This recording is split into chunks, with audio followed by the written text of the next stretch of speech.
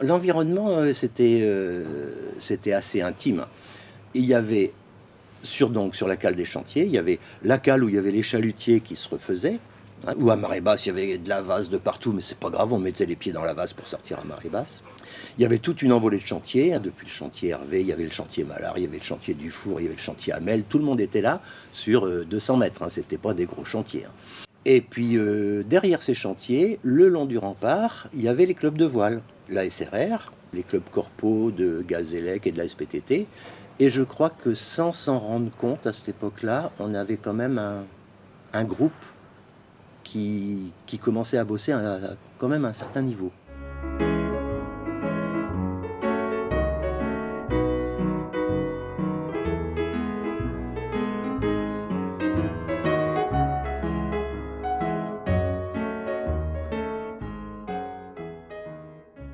Quand j'ai eu 10 ans, j'avais la mer et non, tiens, j'aimerais bien aller faire un petit tour sur l'eau quand même.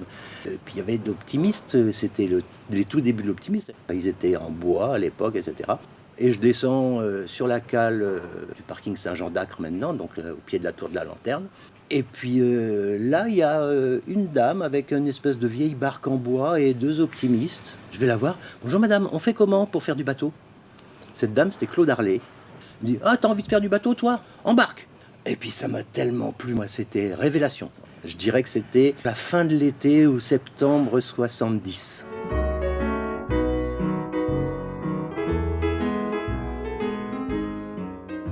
C'est des années qui sont énormes, parce qu'on passe d'une activité minimum à une activité qui va se développer jusqu'à ce qu'on connaît maintenant, c'est-à-dire de réussir à mettre 4500 bateaux là où il n'y avait rien avant. Et il y a aussi un truc qui est important, c'est tous les gens qui font du bateau, qui aiment bien le bateau, sont un peu à la création du métier. On parle en voilerie, Michel Briand, Bertrand Chéret, Léon Briouet, ils sont déjà là. Les chantiers sont déjà là, tout petits, ils grossissent. Les fabricants de mâts s'y mettent.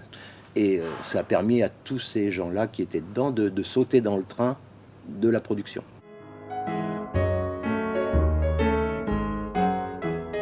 En 83, je reviens de voyage, et là je passe devant le chantier Pinta, je vois Marc que je connaissais un petit peu d'avant, etc. Je cherche du taf. Hein. Ben écoute, Jean, si tu veux, dans quelques mois, là dans 2 mois, on commence la construction de Charente-Maritime 2. Si tu veux venir dans l'équipe, bienvenue. Et puis après, je construis des bateaux en composite, beaucoup au chantier avec Marc Pinta, qui était un des pionniers, enfin pionnier à La Rochelle, c'était un des chantiers qui fabriquait des prototypes. Parce que tu as cette espèce de parallèle, si tu veux, où tu as sur La Rochelle à la fois des chantiers qui se développent en production, du four qui grossissent, des chantiers Fontaine qui naissent, etc. Et à côté de ça, tu as des petits chantiers qui vivent un peu pour la production en faisant les pièces mères, la pièce dont on va faire le moule, puis de ce moule on fera les bateaux. Tu as le chantier Hervé, bien sûr, qui est toujours là. Il y avait le chantier Pintard, donc il y avait une activité un peu de modelage et de prototype. Maintenant, il y en a un peu moins. Les chantiers qui existent encore, qui font du travail à l'unité, sont plutôt sur de la restauration ou du modelage. Quoi. On a un petit peu perdu le côté haute technologie.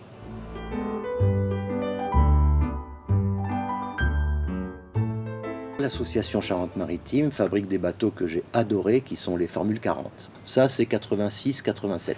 À une époque, on essaye de faire en sorte que la voile soit un peu médiatique. Il y a plusieurs coureurs qui disent, si on avait des petits, enfin de petits, ça faisait 40 pieds quand même, hein, des bateaux un peu genre Obicat, mais de 12 mètres de long, ça pourrait faire des belles images, ça pourrait intéresser le public, etc. Donc on y fonce tous. Moi, je naviguais sur le bateau La Rochelle, dont le skipper officiel était Jean-François Fontaine, et tu avais Dominique Prado qui s'occupait du bateau Rochefort et qui naviguait avec Pierre Folenfant comme skipper principal.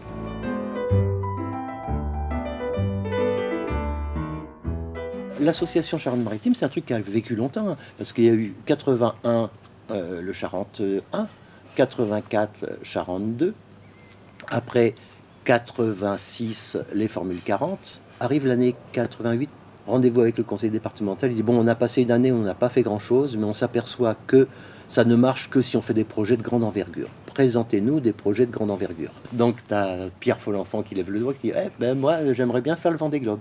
Et puis il y a Philippe Palu, qui est ingénieur de l'histoire, qui dit « Moi, il y a un truc que j'aimerais bien, c'est qu'on essaye de battre le record de vitesse à la voile. Et on en a réussi à, donc, dans un premier temps, à faire le bateau de Pierre Folenfant, qui fait quatrième. Et puis, côté Palu, on arrive à un plan de bateau, un bateau asymétrique qui est fait que pour naviguer très vite, que tribord à mur, dans des conditions d'eau plate, enfin comme il se doit. Puis là, on a fini par battre le record à 38,72. Et donc, fin de l'association Charente en 92. Donc, c'est quand même 11 ans de vie de cette association qui a fait un sacré boulot quand même.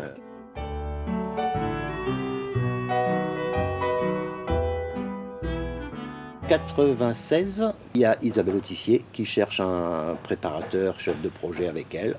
Il me dit, Jean, ça ne te dirait pas de bosser avec moi là? Et donc là, je commence à plonger dans les histoires de 60 pieds.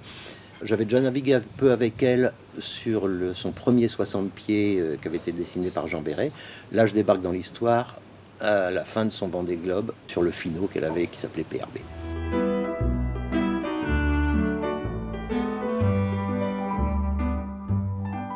2017, il y a appel à projet pour organiser la Mini. Moi, je vois Jean-François, je dis est-ce que La Rochelle serait candidate pour ça? Et Jean-François dit ah bah ouais, c'est une bonne idée, etc.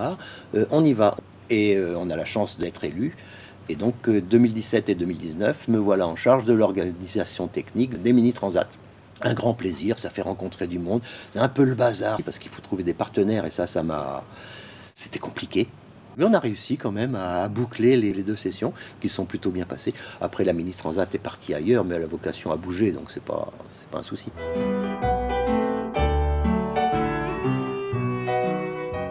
La rencontre professionnelle qui m'a le plus marqué, ou la plus sympa de tous, je sais pas, il y en a beaucoup évidemment. J'en ai cité un tout à l'heure, j'ai pas bossé avec lui, mais c'est Bertrand Chéret, Bertrand Chéret et Claude Harlet qui m'ont vraiment dit « Ah !» Non seulement la voile c'est bien, mais il y a des super gens. Et puis après, tu as les chantiers, les gens que tu rencontres dans les chantiers. Christian Britt, qui était chef de chantier, qui a construit tous les bateaux qui ont gagné le Vendée Globe jusqu'à celui de Michdel, je crois. Un gars d'un sérieux professionnel incroyable, d'une bonne humeur permanente et tout en rigolade, quoi. Et comme quoi on peut allier les deux.